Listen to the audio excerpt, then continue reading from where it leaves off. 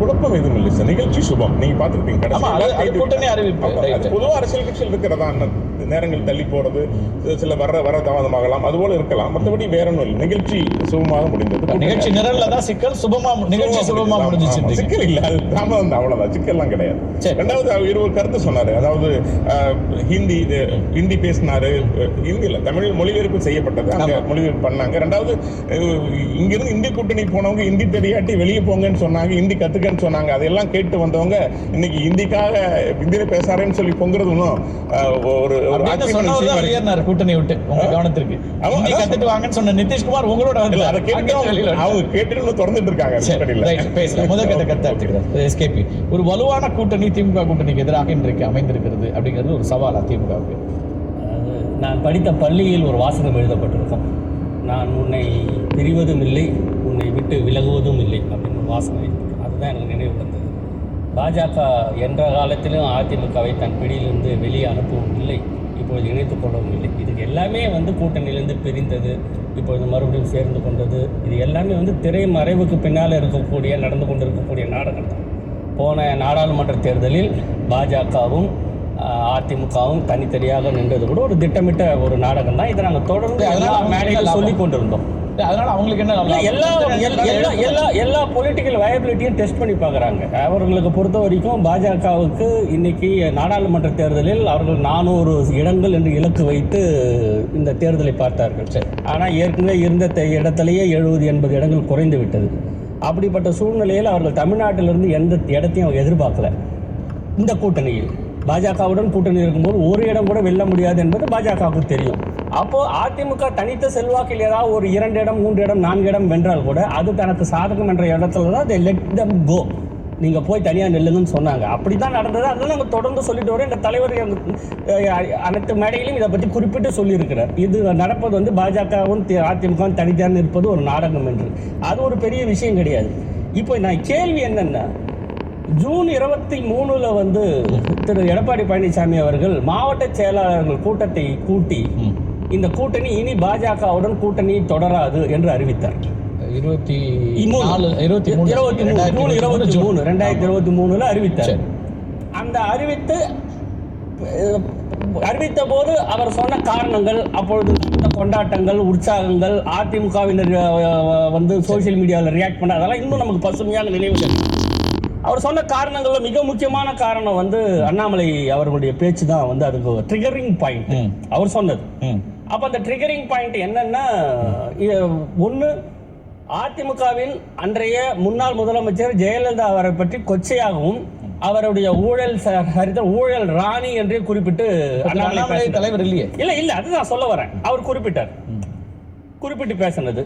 பிறகு பேரறிஞர் அண்ணாவைக்கும் திரு பசும்பொன் முத்துராமலிங்கத்துக்கும் இடையேயான ஒரு கற்பனை கதையை நடத்தி எங்கிருந்தோ இட்டுக்கட்டி சொல்லி அதை ஒரு பெரிய முரண்பாடாக உருவாக்கி பேரறிஞர் அண்ணாவை மிக தரக்குறைவாக பேசினார். இதை இரண்டும் தான் அவங்க அதிமுக சுட்டி காட்டிய விஷயம். இதுல இருந்து தான் வெளியே வந்திருக்காங்க.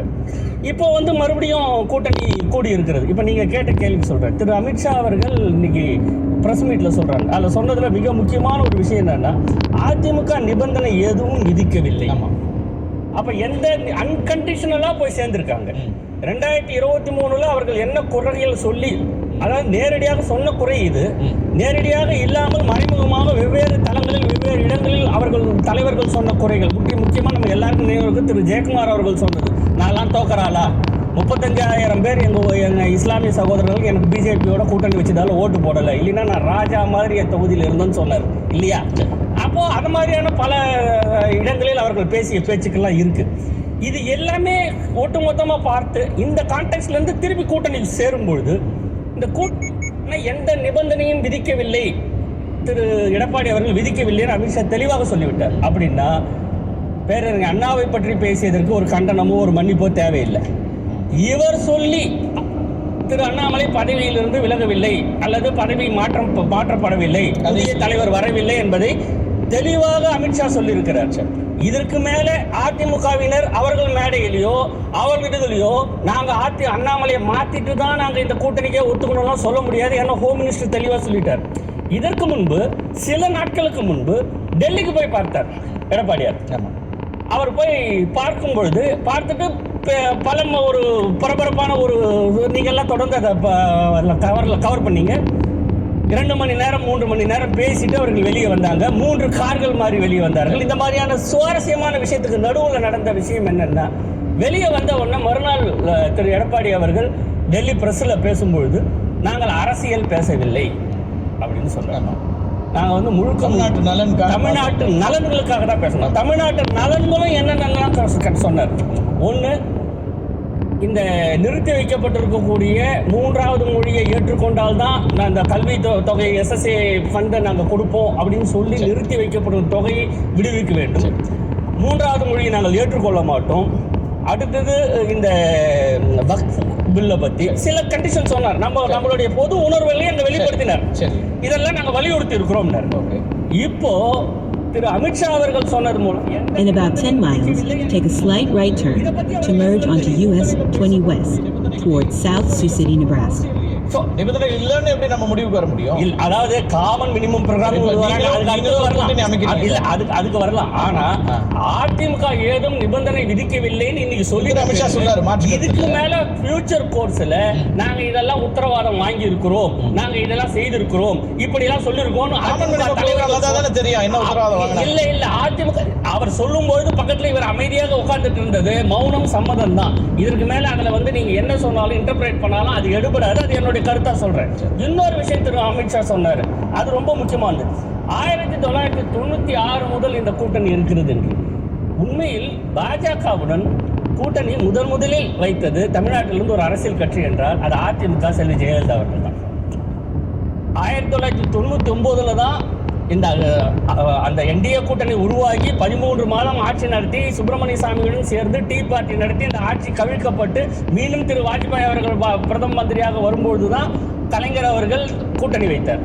அந்த 96க்கு முன்னாடி வரைக்கும் முதலில் கூட்டணி வைத்தது அதிமுக தான். அதையும் இன்னைக்கு அவர் முழுமையா அவர் வந்து அமித்ஷா பிரச்சனை. இப்ப அவங்க யாரும் ரெஸ்பெக்ட் பண்ணல. ஆமா, அவர் என்ன சொல்ற, நீண்ட அதிமுகவினர் தொடர்ந்து சொல்லிக் கொண்டிருப்பது என்னன்னா திமுக தான் முதலில் கூட்டணி வைத்தது.